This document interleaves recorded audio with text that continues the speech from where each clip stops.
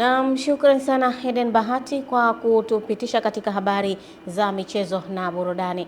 Na ndivyo ambavyo tunatamatisha habari yetu ya kutwa nzima leo kutoka hapa Channel 10 Plus. Mimi ni Fatma Hassan, nikuache na utabiri wa hali ya hewa kwa saa 24 zijazo na nikutakie usiku mwema.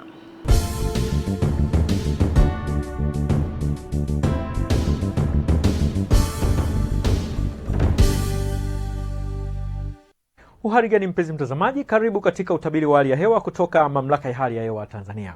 Kwa usiku wa leo, ni matarajio yetu maeneo mbalimbali ya nchi yanatarajiwa kuendelea kuwa na hali ya mawingu kiasi na yenye hali ya ubaridi wa wastani, huku kiwango cha chini zaidi cha joto ukilinganisha na maeneo mengine ya nchi kitarajiwa kufikia nyuzi joto 7 katika mkoa wa Njombe, kufuatiwa na nyuzi joto 8 katika mkoa wa Mbeya.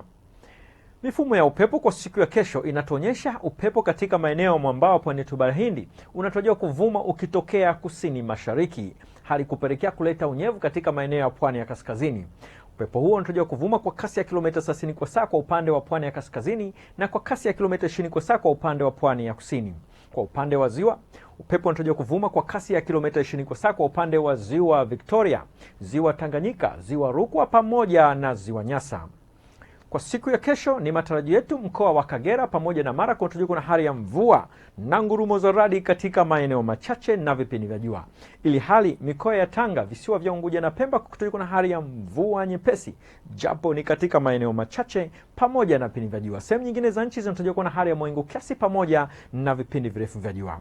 Nikushukuru kwa usikivu wako na nikutakie wakati mwema.